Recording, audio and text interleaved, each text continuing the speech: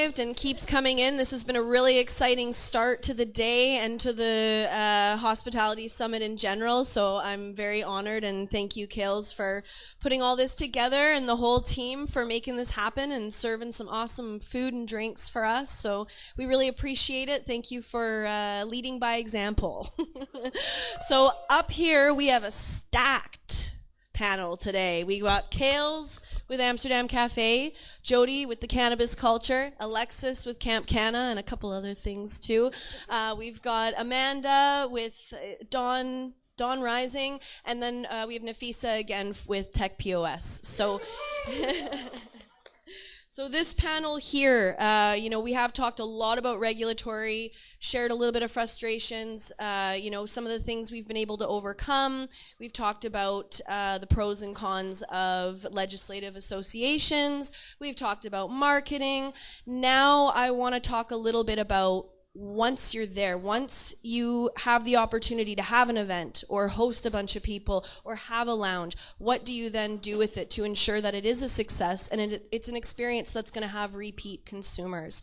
So first I want to start with Kales and just ask you, when it comes to Amsterdam Cafe, what have been the pros, cons, ups and downs of running the lounge with ever since kind of evolving from legacy to legal industry, and what kind of things are you planning for the future? That is a pretty loaded question, Brittany. Well, let's just all remember that Amsterdam Cafe has been here for a very long time. Blunt Bros since 1998. The Amsterdam Cafe, I think, officially 2000. And the Amsterdam has been a destination for cannabis tourism for all of those years. People come in these doors, welcome to Canada, welcome to the Amsterdam. Some people are scared to come in here, but at the end of the day, honestly, most of my job is being also a cannabis tour guide. We don't sell weed here, so I'm constantly directing people to our lovely local weed dispensaries, and they just love the culture here, and we want to just keep promoting that vibe. I don't know if that answers your question, but that is our future, and that's why we're doing this event. We want to bring all the brands together. We want to support the community. The only reason why this event is even happening is because of the word of mouth that people have provided to support this, and if we didn't have your support, none of us would be here. Honestly, we can't market the same way that people can. We're just a cafe that sells food and really great milkshakes and grilled cheese. If you've ever had one, I'd love to make you one sometime. Chef Kales is usually cooking up a storm Monday to Friday. And honestly, we thrive because of amazing regulars, and a lot of people that come through these doors say, wow, I heard about this place and my friend came here 15 years ago, and it's all about someone telling someone else, and we love that. And yeah, that's my answer. Okay, Jody, tell us a little bit about cannabis culture, a bit of a then and now. I know you're getting everything back, and High Score Lounge is starting to build up with the Cypher nights and stuff. So how has that been in comparison to previous years, pre-legalization, pre-COVID? Well, I showed up. Thank you. Yes, I showed up 21 years ago this April on the block. We call this the Pop Block, or we did back then. And you still do, because this is a special place, not just for the city of Vancouver, but for the world. In 1994, everything began in this area. And this whole building, which was built in 1896, so it's definitely haunted. We've been here for a long, long time, setting a model of what legal cannabis consumption and enjoyment and access should look like.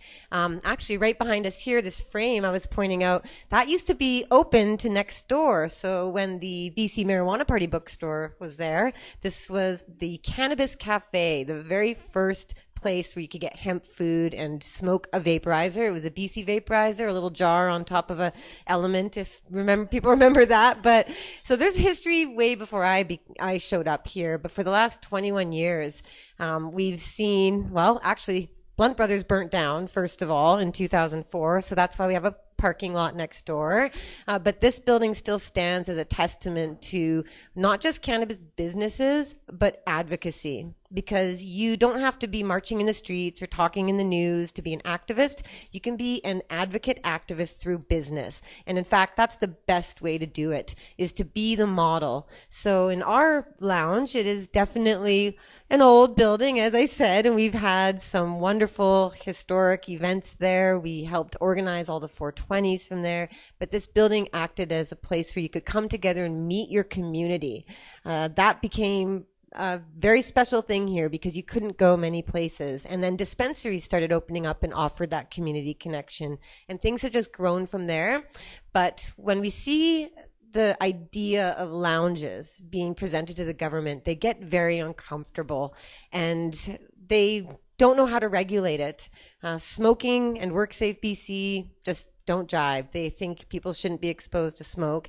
And I say, well, a lot of people working jobs get exposed to risk and danger every day. Hairstylists, nail salons, teaching people how to ski, construction, traffic. I mean, name it. You can chop your hand off by working in a kitchen. So, it's about minimizing the risk and acknowledging that both employees and customers should have the right to consent to being in certain types of environment. So I understand, again, the government's going to say, well, you can't have employees serving coffee and food and smoking weed. And you say, well, maybe do it like some of the places in the Netherlands do. You can have a clean space up front that has no smoke. That's where the employees work. That's where everything's done. But when the customers come in and buy their cannabis, because they should be able to buy cannabis in a cafe, that's the model that the Amsterdam, this is the new Amsterdam, that's the model Amsterdam has always shown, is that you should be able to access it and use it and have it normalized. So let the consumers go into a back room where there's smoke. Let them enjoy that space and enjoy the use without the employees being at risk. But even if the employees are exposed to smoke, again, there are risks in every job. You can sign a waiver and we can work around that. So trying to convince the government about that is not so easy. They only talk about having edibles or drinks. And for many people, that's not a great option either, because you might get a little too high later on, or you might not be able to titrate properly. So we just have to be the model of what we hope to see in the world. Back when legalization was about to come into effect and cannabis culture had our little adult use store retail model stint that lasted about a year before I got busted, we were trying to demonstrate what it should look like, because at the very same time, Uber and Airbnb were not legal and they were self-regulating, and they were saying to the government, look what we're doing, we're trying to be the model, put this into law so it can all be done properly. And the dispensary group was like, what about us? When do we get to have our self-regulation models be put into effect? So we will get there, I believe it. It just takes a lot of advocacy and networking with other businesses and groups who work outside of cannabis to add their legitimacy to cannabis, so the government knows, hey, it's legal, it should be treated like any other business, but it's about the people in those businesses who really care and advocate that makes a difference. So yes, sorry, long story short, we were illegal. We kind of like went through legalization, and now we're finally launching legal products, legal places. Cannabis Culture just opened in Niagara Falls as our first legal store. And that was pretty exciting. I like to joke, we used to have cops show up, but it was the mayor instead, and he cut the green ribbons. So that's pretty awesome. And we're also looking to launch, or we will be launching very soon, products where we're going to highlight the greatest farms in BC and across Canada and show the consumer who to support, so that the smaller guy can have a chance of survival against big corporate factory farm weed, and so that the small locally owned business stores and owners can also help educate their customers about the local homegrown industry that needs consumer dollars to stay alive in this new era of legalization. So got lots of advocacy to get back to again. So thank you for letting me speak here. And that was a lot, but thank you again. Well said. Thank you, Jody. Alexis, we're gonna leave the coziness of the cafes and we're gonna go out in nature now. We're gonna go to Camp Canna. Please tell us all about the shenanigans going on out there. Oh gosh, yeah, lots of shenanigans all weekend long, twice a year now in Ontario and Alberta, which is fun. We started this 4 years ago in Alberta. We wanted to open a cafe there. Alberta's like, no, that sounds way too fun. Absolutely not. So then I was like, well, there has to be some way to do it. And then I found out about private events. And I was like, oh, wait a minute. There's a loophole. Let's try that. And then I was like, wait, I don't just want to play in the loophole. I want the loophole to be like a path to a legal way to do this. Like, there should be a permit, I think. There should be an event permit for cannabis. There should be a framework on safe consumption. There should be access. Like, this exact framework is how it should be. I 100% believe in that. So I was like, okay, well, let's just like throw a weekend where we're camping and we do activities, because to me, I was always a consumer. I've been a consumer since I was in high school. Like, I was never like really into the science of weed. Weed was always like a social thing for me. I would get a good joint. I would call up some friends. We knew a spot. You know, we would go to that spot and we would consume the cannabis and we'd have so much fun. We'd frolic in the trees and life was great. So I was like, you know what? There's probably consumers out there that have never went to a spot. They don't know about that. They're new. They just got here. So then I was like, let's give them a spot. Let's do something like that. So anyways, we threw together Camp Canna. Our very first year, we were terrified. Oh my gosh. Jolene was puking. She was so nervous. She's our risk management, right? So anyways, and I was like, it's fine. Who's going to show up? Stoners. We're totally fine. But anyways, it was fine. It was so great. It was such a beautiful weekend. But the hardest part, I think, a con for it was, how do I convince legal brands to participate in something that could be very, very risky, and consumers? Because back 4 years ago, we weren't paying attention to consumers. Like, legal brands were not. It was bud tenders. It was industry members.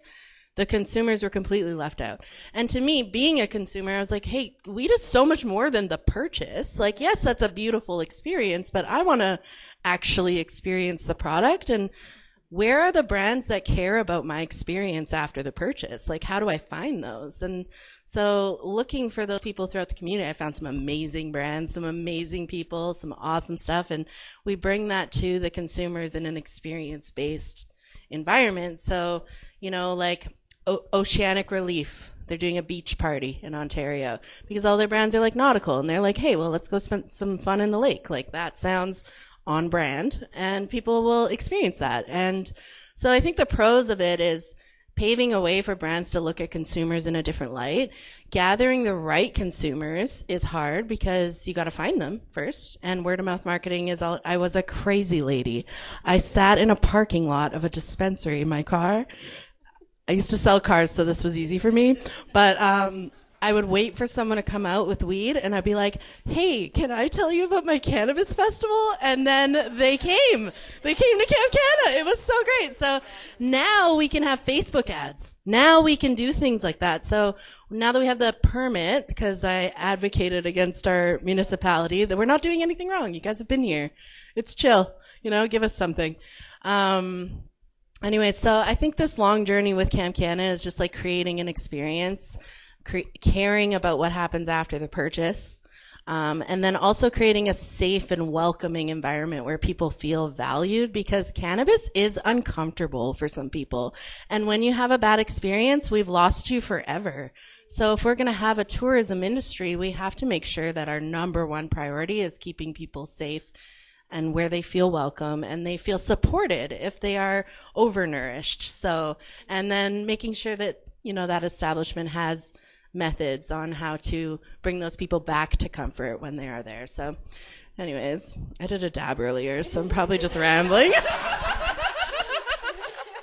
I love it. Thank you. There truly is a dark side to event coordinating and running cafes and stuff, and that is everyone's lives are in your hands. Yep. And it's on your mind, but you're still got to be the chipper, pleasant coordinator, and everything's fine. It's not fine, but everything is fine. Yeah. And you got to keep that going sometimes for days on end. So wicked job. And when are you coming to BC?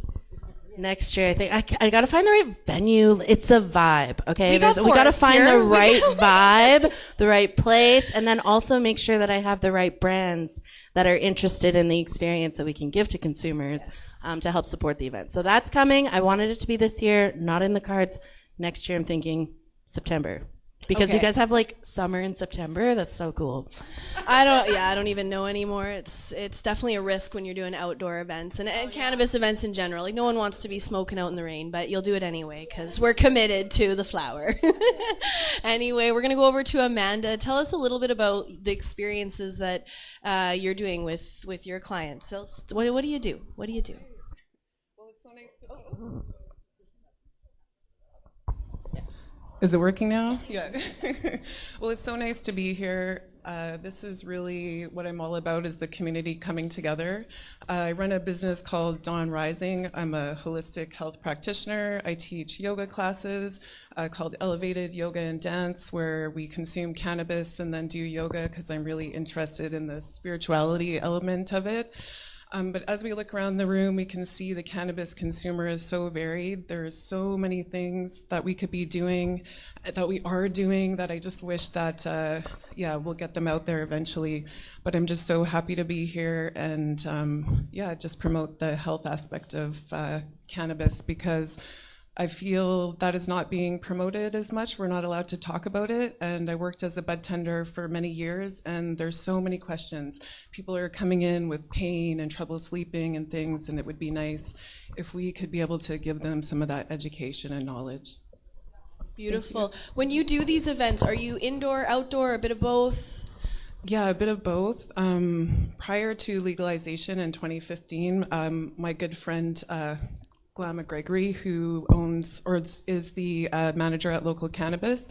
His partner owned a yoga studio, and we used to press our own flower, and we made tinctures for the students, and it was just so life-changing for them. And so I would just love to be able to continue to do that, where there was a space where people could come inside, practice yoga, and outside when it's nice, and promote the health benefits of the plant.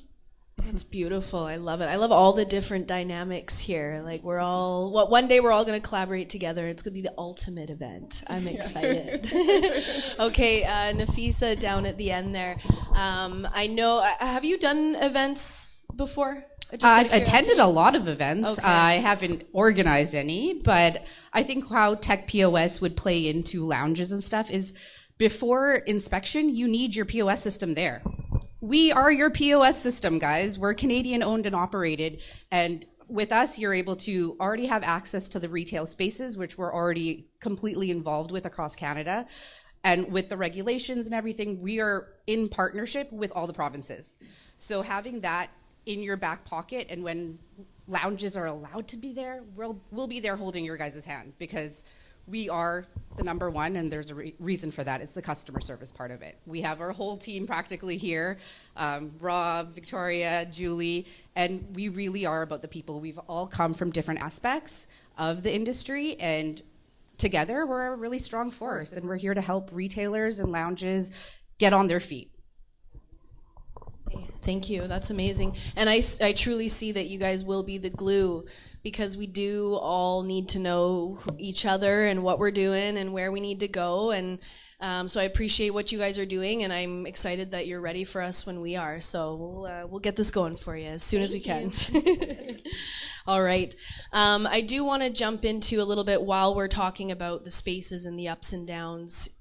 You two would definitely have some experience with this. When it comes to problems with consumers, or consumers greening out or being belligerent, what has been your experiences, and what kind of protocols do you have in place to make sure that everything is safe, or that you know how to manage a crisis when it happens?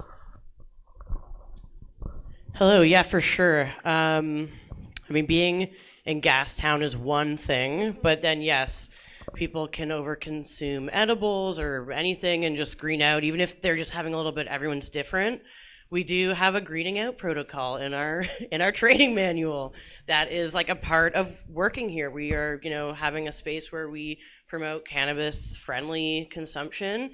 And yeah, it's hard. It happens like not a lot, but it can happen. I haven't had a green out, knock on wood, in a while, but thought that the other day, and then I saw this guy, he's, taking a little nap. I'm like, hey man, how are you? Are you okay? And he's like, honestly, a lot of people that come in don't speak English, and that's okay. We can communicate through Google. But with this guy, it's like, hey, man, are you good? And he's like, yeah, I'm fine. His friend's like, yeah, he's fine. I'm like, okay.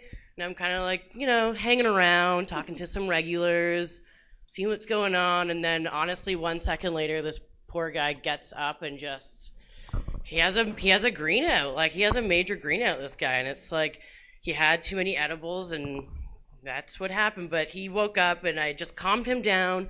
I told him, don't get up. I got you. I know first aid.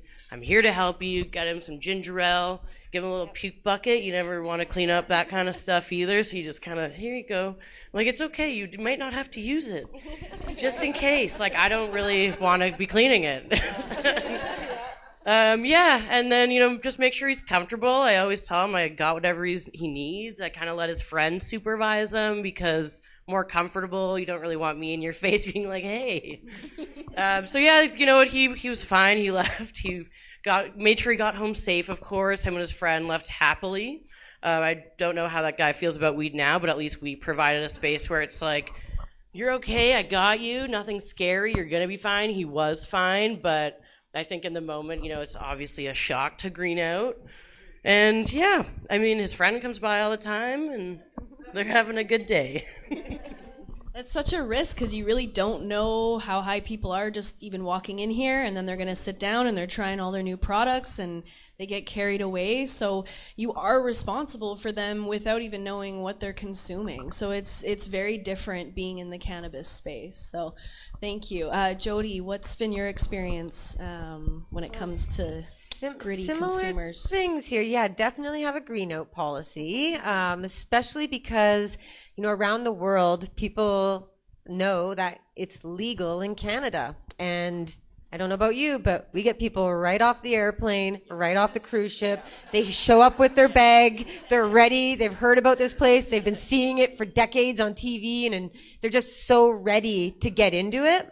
So there should probably be like a starter policy. Like are you new here? Let's just talk about starting slow, and definitely have your employees trained in dealing with that.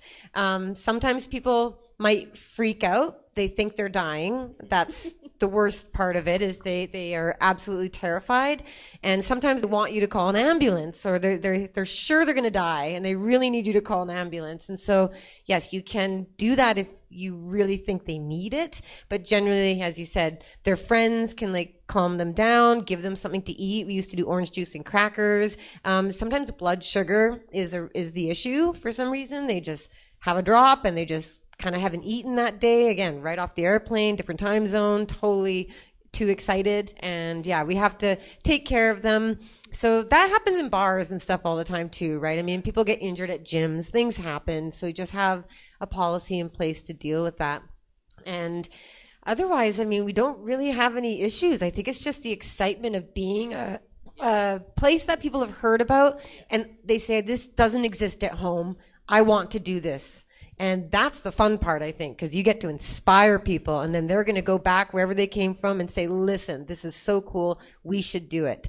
And again, back to kind of pushing the boundaries by self-regulating in a responsible manner so that you can be that model. That's so important because, again, Airbnb and Uber, these companies, a lot of different companies have just pushed the boundaries and advocated and made those networks. So the consumer is your advocate as well. They go home, they want to do the same thing and build that out and normalize it where they come from. So, and I just wanted to share this idea, we talked about how an event would have different areas. You got yoga, you've got the punk rock metal area, you've got all these different subcultures.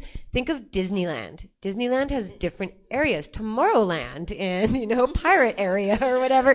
So at some point I would hope to have big festivals and events that include cannabis just in the background basically, but that looks to beyond the cannabis community, because for so many years, the market was just the hardcores who were willing to break the law, and they loved weed so much and they'd show up. But now there is an enormous new market, and it's people who do all sorts of other stuff and they happen to like weed. So that's a great opportunity, because it means there are many different models of venues and events that you can build for different markets. And one note about events, again, we did for 25 years 420. Started as a little rally at across the street, actually, at Victory Square Park, 1994, first ever 420 of April 20th, music, speakers, marijuana smoking, and it grew and grew, and that was all peaceful civil disobedience, but it evolved up until the climax in 2019 when Cypress Hill came by. I don't know if anyone was there, but that was a rad year. But I'll tell you, those events take a lot of work. You're talking city engineering, we would sit with all the different departments, police, ambulance, city, parks, fire, everybody, and it took a lot of work and coordination. But the good news is cannabis events are awesome and peaceful, and all the time at the expos in Toronto, at events here, the people working would always say, man, this is the best crowd ever. Like, everyone's so nice, everyone's so chill.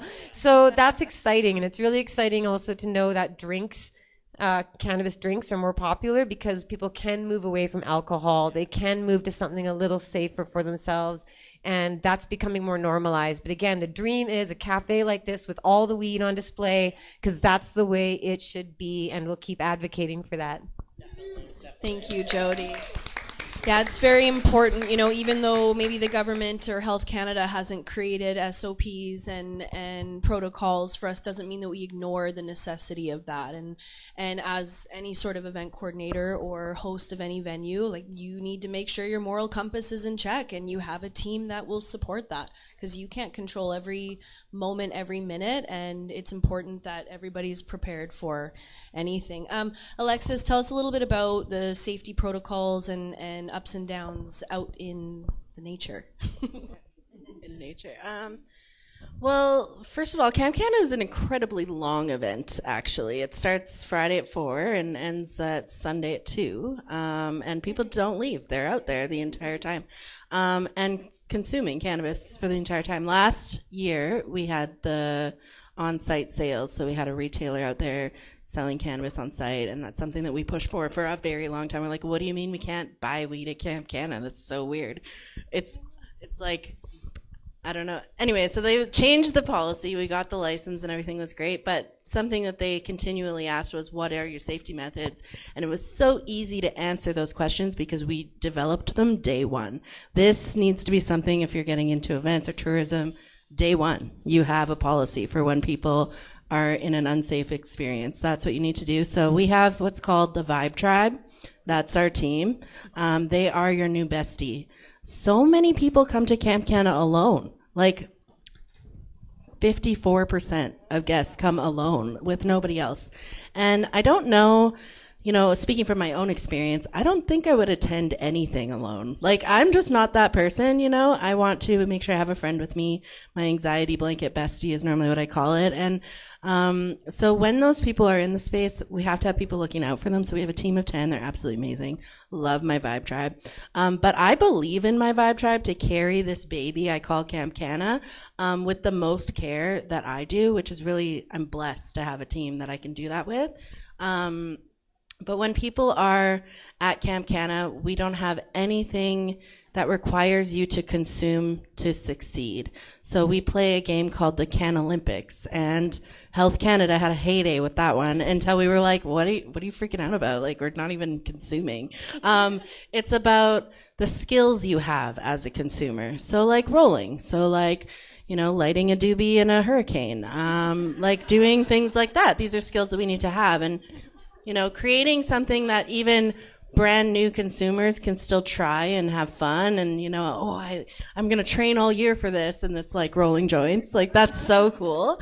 But we've never actually had an incident in the last 4 years, 5 events. We've never had an incident where somebody has overconsumed.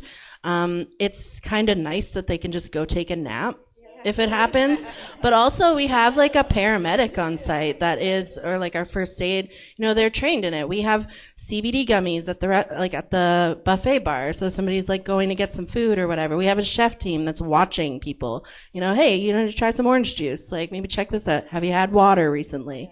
When people are camping, they're pretty chill. Like, it's a slower pace. And what I'm really lucky about, what's like naturally been created at Camp Canada, is like a break from life, where it's not really a party where we're like getting together, like, oh yeah, I'm gonna smoke so much weed. It's like, I'm going to check out from life for a second and just like regroup and just be myself and have a lot of fun. And I think that brings a slower pace and bringing you back into yourself where you know to go slow, like how to govern your own consumption. And so I use Camp Canada as an argument when I'm talking to people like AGLC or governing officials or whatever, or Health Canada, that humans are incredibly good at self-governing their own consumption in the right environment.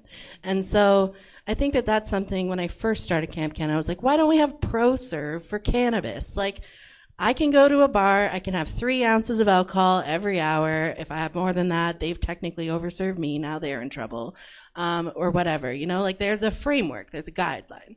And in cannabis, there isn't anything like that. And so in the beginning, I was like, we should have this. But after the 4 years at Camp Canada, I realized we don't need that, actually. We just need to make sure that we know what to do if somebody doesn't self-govern, and then look at the environment that they were in when they didn't self-govern and see if there's anything that we can do to help eliminate that risk moving forward. And so, like, we don't have a dab bar at Camp Canada because we don't know if a new consumer can handle a dab the way I could. And so would I love to have a dab bar? Absolutely. But the dabs are coming from the consumers, bringing their own dab rigs and bringing their, purchasing concentrates from the dispensary. And if somebody new wants to try a dab, they have a friend that's going to supply that dab to them and kind of guide them through that experience. So that's something that we do at Camp Canada. It's different. Anyways, yeah, that's that. Very good. Yeah, it's amazing the magic that happens when you give people a space and permission to do something. They stop feeling like they need to overdo it. It's not so crazy anymore. I've seen it happen, and especially as we explored more venues that were cannabis friendly in these industry events, is that people really chilled out. They were like, I don't really need to anymore. We at the beginning, I understand we were all a little crazy. Like, it was a little bit too much. And so being a part of the beginning and as it's evolving, it's been really nice to say it's okay to take a step back. It's okay to not be high at a cannabis event and just focus on the task at hand. But it's also okay to have a little bit of weed too and have fun with it. So just finding that rhythm and then helping people along that are still new to cannabis is really important. So thank you for sharing. Amanda, when it comes to the yoga events that you do, is it mostly consumers that are coming to these or more industry? So far, mainly industry. It's been really hard to break outside, and even though I don't sell cannabis and people are consuming at home, I've had my payment processor on my website shut down, my Instagram restricted, so it's just been hard to even market that I teach like elevated yoga. But there's ways around it, and Nicole of Faded Living, who's here, she's going to be speaking soon. We have a tea and tarot event coming up, and so it's going to be at my place. This is kind of the workaround until there's some more venues where we're able to smoke and whatnot. So I'm really excited about that. And yeah, just like you said, consumers self-regulate. And I think the importance of too, like when I teach the yoga, we're learning deep breathing, and a lot of times, like if you've had too much, just having those tools of sitting back, taking a few breaths, maybe putting some headphones on, an eye shade, and listening to some calming music. There's ways that we can help people through an experience where they've had too much. Thank you. Nafisa, I have a question for you, and then I'll let you say whatever you want. So when it comes to what you've heard today and it applying to your POS system, I heard Alexis mention something about the 3 ounces every hour. Are you going to have, and it depends on, of course, the regulatory, but do you guys plan on having those kind of elements on the POS that help track consumption and timing and everything else? Absolutely. We already have that on our POS system for 30-gram limit when you're purchasing. So it would be just changing that over. Even with our POS system, you could have happy hour and have that reoccurring. So you could have a discount at a lounge. Even the safety part of it, that's what I want to talk about.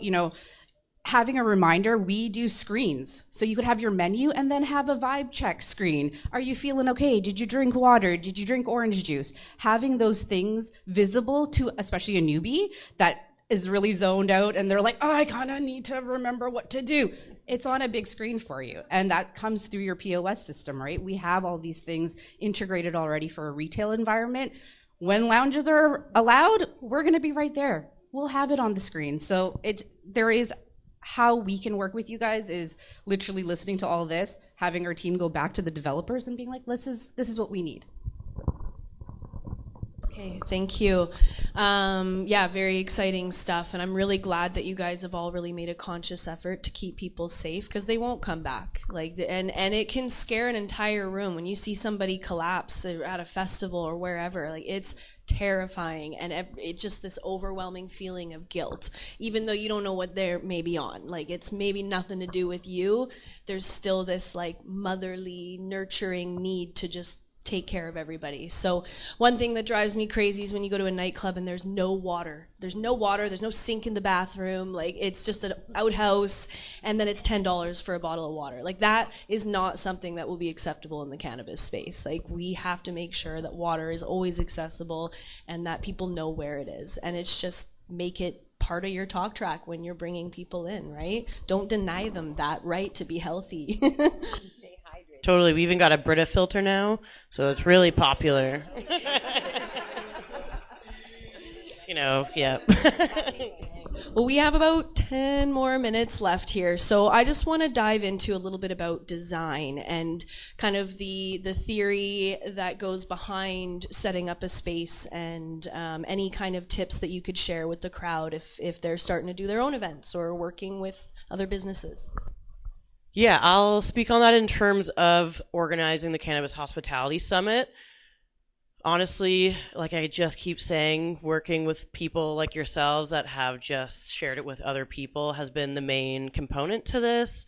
But my background is in cannabis conferences. I'm part of the original Grow Up team that ran those conferences, and I also worked for Canadian Music Week for a long time.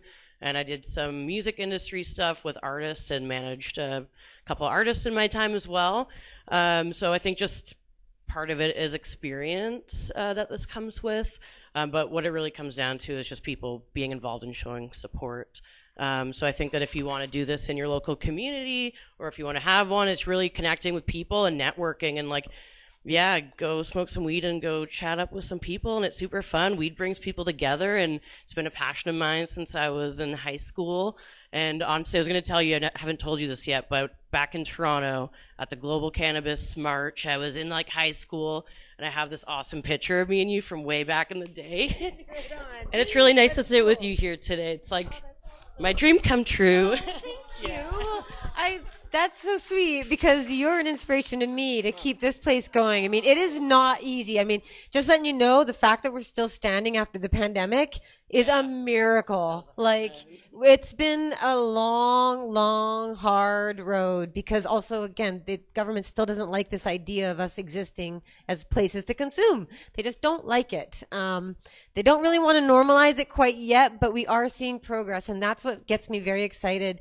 I've mentioned to a few people, including you, all of you, I was once the person in the streets marching very loud. I can yell loudly, so I was just the megaphone by default. So, but I did a lot of speaking on behalf of the people and the community that I had heard from.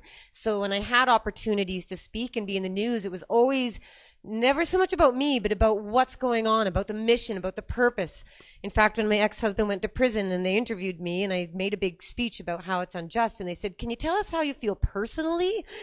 Because for me, it was always about the injustice of harmless people being harmed by laws that don't make any sense. And even if cannabis was as dangerous as alcohol and tobacco, which it's not, we should be treated fairly. We should be treated normally. And it's just always been such an honor to be able to try and advocate on behalf of the industry. But from the age of 19 to whenever legalization happened, I'm 40 now, so a lot of years were spent just saying legalize it, and talking about why.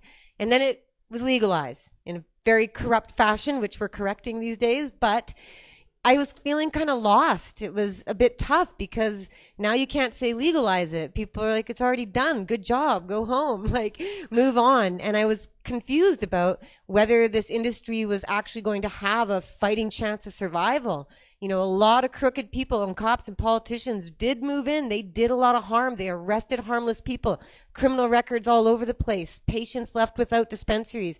Those are some really, really hard years. And I kind of lost hope, to be honest. And then the pandemic, and we all went through that. But what inspired me was actually going to book club for the Retail Cannabis Council BC AGM.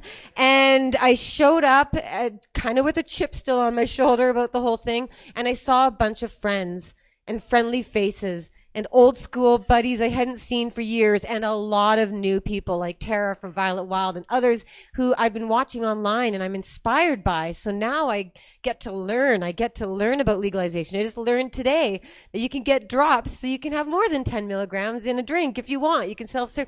I didn't know this. I don't know a lot, and I'm learning, and I'm inspired by the new energy and people like you have sales on site at a campground. I love camping. I love this. I'm so excited, and seeing the regulations change little bit by bit with Cheekies getting the smoking on the patio and Token 2.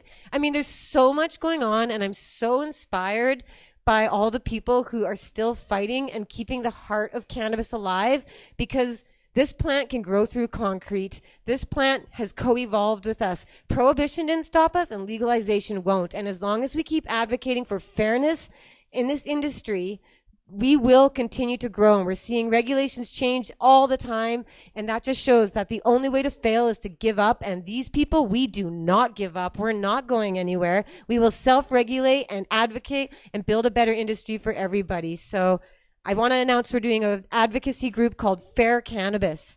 It's been in the works for a while. The idea of a nonpartisan resource hub for everyone, including big corporate cannabis, but a place for people who care about everything from the environment and packaging and regulations, drug testing, medical access, restrictions on advertising, taxation. Need I go on? What's your issue? There's someone doing something about it. The government is looking at CBD being allowed in more natural products and pet medicine, which is awesome. They're seeking input right now, but consumers don't really know where to get involved anymore. It's legal. What do we do? Well, what we do is we come together and tell people, go make it fair for everyone. Let's advocate for the industry, for the consumer, for the patients, and we will get further because we've come this far from marching in the streets. And Grow Up was awesome to let me speak in 2018 in Niagara Falls, so that's full circle too. And I'm just stoked to see where we're going, and so honored to be alongside all the old schoolers who are still with us. Rest in peace to all those who aren't.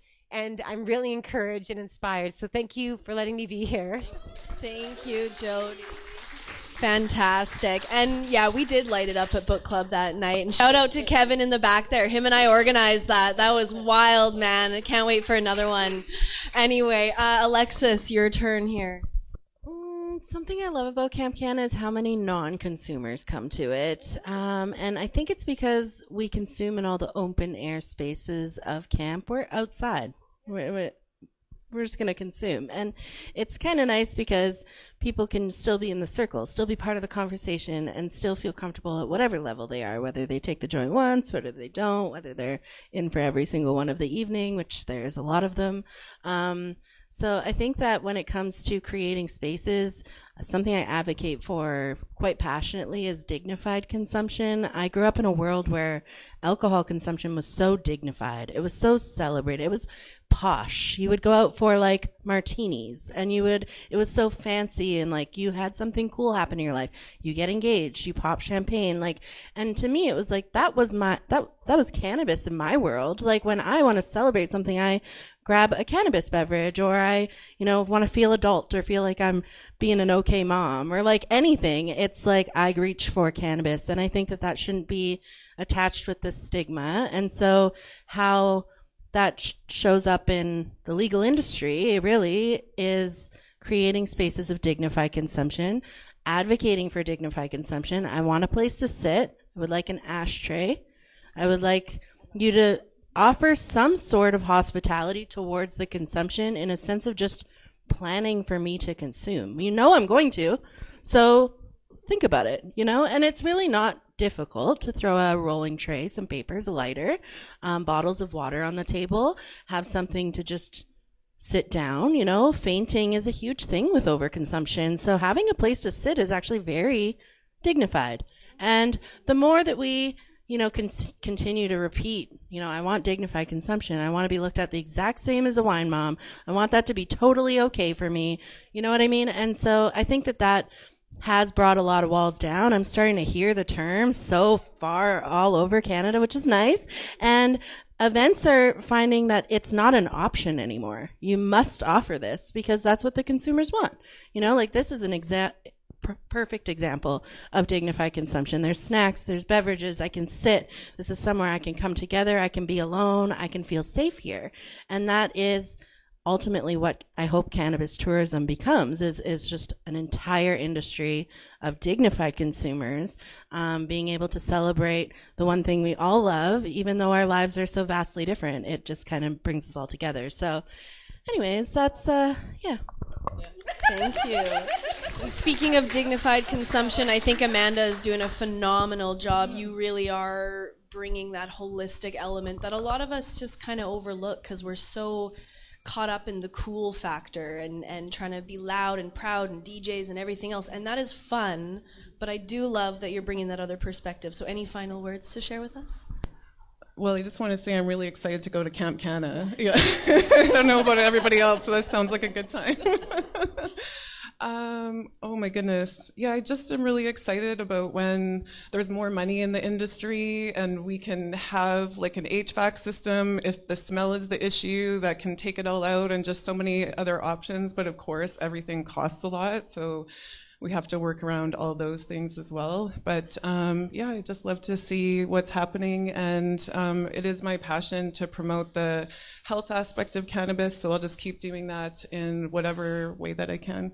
Awesome, thank you. And one thing I heard a couple days ago, actually, True Green for 420 this year, they're going to be hosting a silent disco hike through the forest. So they're going to consume behind the shop there, yeah. They're going to have everybody in Cumberland meet up, and then they're going to go for a nature walk, and they're working with forestry groups to do this, but they're making a conscious effort to not consume in the forest. So shout out to them. Nafisa, any last words to share with us? Yeah, for me, I'm super just inspired by all the ladies that are on this panel today, and to be a part of hospitality and cannabis coming together. For us, we're building a community, and just like everyone said here, when I get engaged, I want to go pop off at a place where I can eat dinner and have my joints instead of popping a bottle of champagne. So until that, we all need to lobby together, like we said on our other panels. Email whoever you can on your government parties and do it weekly, do it monthly, because without us saying it, no one's going to do it. So we all need to come together and really stand united on that, which we all are, it's just really exciting to be a part of. Well, thank you everyone so much. This was a fun panel. I enjoyed this. But there's a grilled cheese with my name on it. So I bid you all adieu. Let's eat, let's smoke, let's have some fun, and we'll see you in a little bit. Yeah.